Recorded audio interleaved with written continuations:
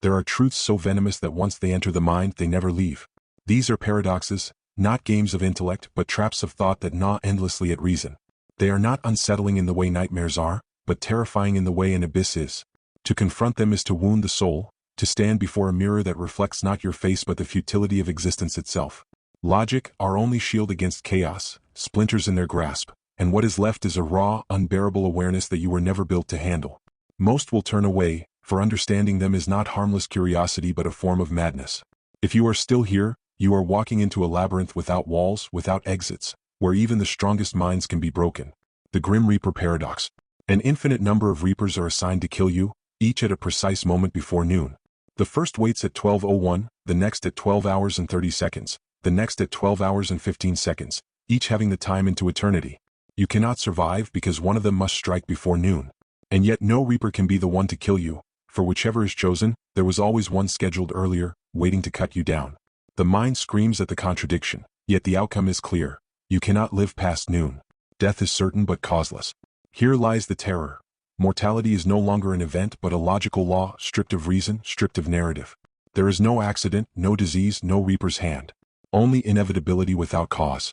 The more you imagine it, the more the thought eats away at you. Perhaps death in the real world is the same. Perhaps no reason is necessary and we are doomed not because of anything we do, but because existence itself is a countdown that never needed a beginning. The Grim Reaper Paradox is not just about logic collapsing. It is about meaning collapsing, leaving only silence before noon. The Unexpected Hanging Paradox. A prisoner stands trial. The judge announces, "You will be executed at noon on a weekday and it will be a surprise." On the morning of the execution, you will not know it is the day. The prisoner begins his reasoning. It cannot be Friday, he thinks, for if he survives until Thursday night, Friday is inevitable and no longer a surprise. It cannot be Thursday, for if Wednesday ends, then Thursday becomes predictable. By this logic he erases the entire week. Convinced, he sleeps soundly, certain he has outsmarted the court. But on Wednesday the executioner enters and the rope tightens around his neck. The horror lies not in his death, but in his mind's betrayal. Perfect reasoning led him not to salvation but into the jaws of fate. The paradox drags us into despair because it mirrors life itself. No matter how much we plan, calculate, or prepare, the inevitable will come with cruel surprise. We believe our intellect grants us control but it only blinds us further. Existence mocks our logic, showing us that the one tool we trust most is powerless against fate. The prisoner dies not just in body, but in proof that human reason itself is a coffin. The Ship of Theseus Paradox. A ship sets sail and as time passes, its planks are replaced one by one. Years later, every single part has been replaced. Is it still the same ship?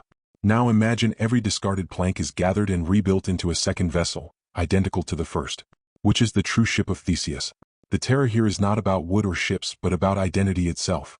You too are rebuilt every day, cells dying, cells replacing, thoughts shifting, memories fading.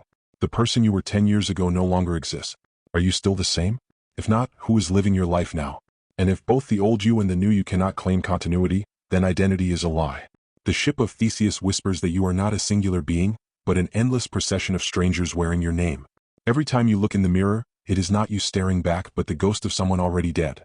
This paradox dismantles not just the idea of self, but the illusion of continuity, replacing comfort with the abyss, where you are not one being but countless corpses buried under each version of yourself. The Paradox of the Stone.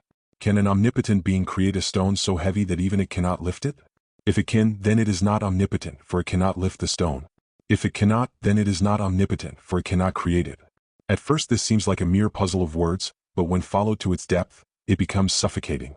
If even a god can be trapped in a contradiction, then omnipotence is an illusion.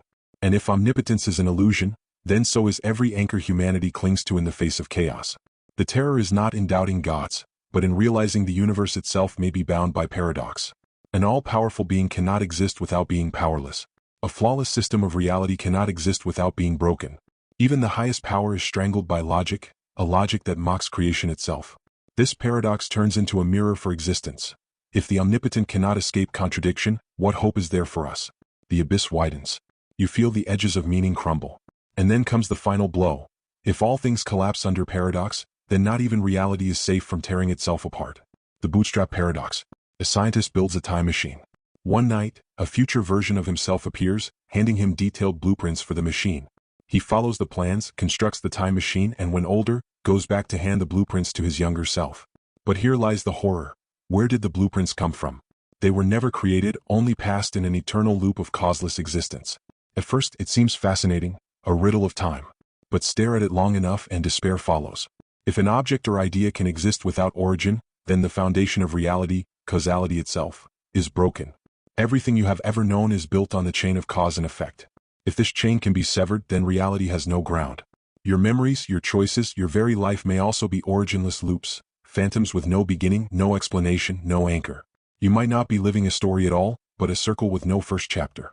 The bootstrap paradox is not merely confusing. It is corrosive, for it tells you that nothing, not even your existence, requires a beginning. And if beginnings are illusions, then so are endings. These paradoxes are not games. They are wounds carved into logic, bleeding reason until nothing is left but silence and despair.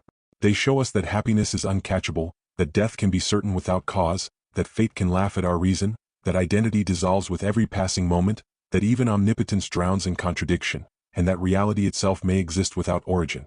To understand them is to see the mask torn off existence, revealing something raw and merciless beneath.